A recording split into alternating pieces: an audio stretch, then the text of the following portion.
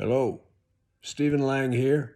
I wanted to take this time to send a greeting to all my friends, to all the men and women serving our nation in the armed forces all over the world.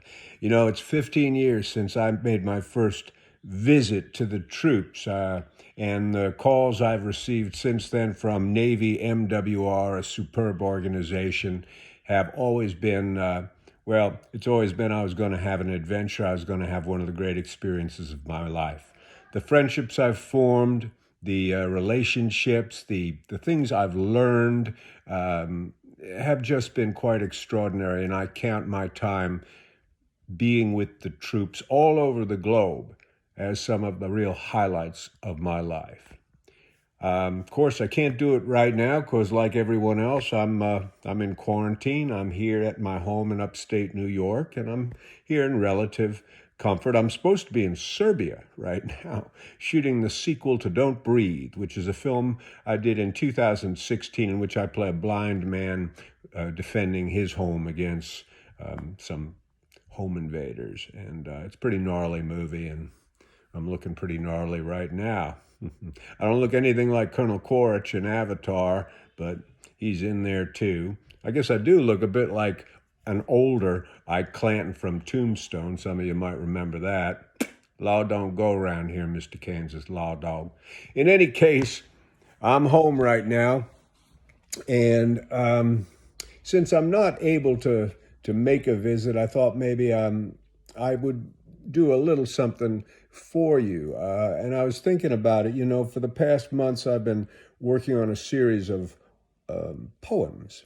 And as it happens, I'm very interested in the Civil War, with a special emphasis on the Battle of Gettysburg, which, of course, was the biggest and bloodiest battle ever fought on American soil. And I've been down to Gettysburg many, many times over the years, and I always find it an extremely inspiring place to be. It kind of fills my heart when I'm there. In any case, I started working on some narrative poetry about the battle itself. It's kind of idiosyncratic stuff. Some of it deals with the personalities. It's not meant to be historically comprehensive, though I hope it's historically accurate, or else at least in the ballpark. But in any case, I thought today I would debut. This was intended, I should say, it is intended to be ultimately a kind of a book, an illustrated book, an illustrated treasury of verse from the Battle of Gettysburg, or some such thing.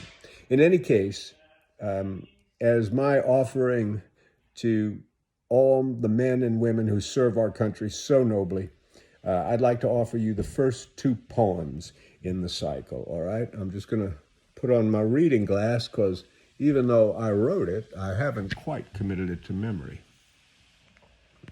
In any case, here we go. The old man rocked slowly in the old rocking chair, a shawl on his shoulders against the chilly night air. A breeze stirred the candlelight in flickering tones. The only sound, the soft creaking, the chair, or his bones. Eyes shut, barely breathing, he might be asleep, or perhaps he was praying, his soul for to keep. But sleep could he not, even if he'd a mind to, nor prayers to the Lord, as he was often inclined to. No, the old man was plotting, was hatching a plan to get moving every gun, mule, and man, a plan that was daring and cunning and wise, a plan that could well take his foe by surprise. His foe. It was still hard to think of them as his foe, for they'd fought side by side down in old Mexico. But those days were long past. Each had gone his own way. Some wore Union blue, while the others chose gray. They were all older now, but still courageous and wise, except for one who was gone on to his grave. He pulled the shawl tighter, for he'd started to shiver at the thought of his stone wall crossing over the river. The loss of Jackson had caused him a great deal of harm. He felt that when he lost Jackson, he lost his right arm. The old man sighed and felt a pain in his heart for the friendships, the families, for the nation torn apart. His thoughts were interrupted by a quiet voice. "Sir, the men are awake."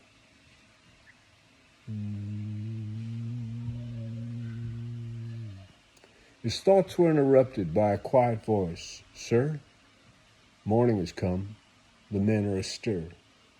The old man nodded. A new day, a fresh start, a day to take action, a day to take heart.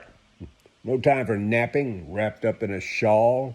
No time for setting. This is no time at all. This is no time for rocking a soft pillow neath my fanny, unless the men are right when they call me old granny. He laughed to himself, and he opened his eyes, shrugged the shawl from his shoulders, and slowly did rise. He breathed in the fresh morning as he watched the dawn break. Robert E. Lee was ready and certain of the course he must take.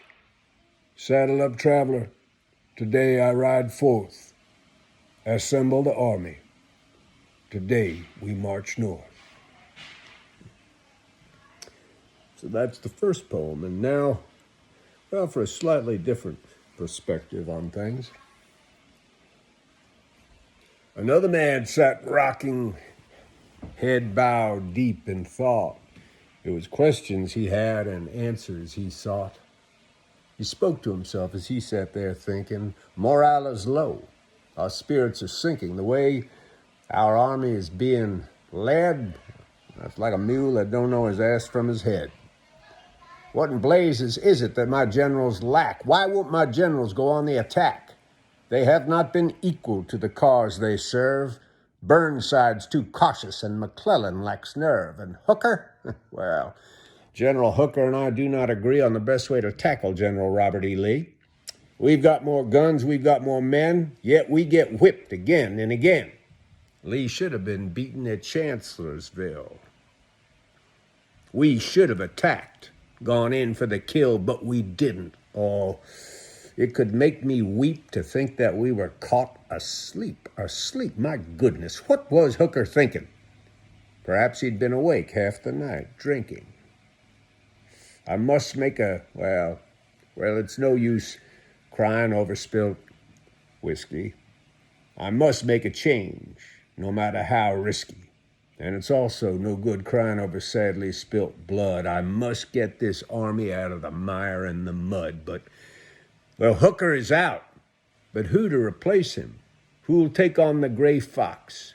Who's got the brass to face him? I need a commander with iron discipline, a man who'll move us forward, a man who needs to win.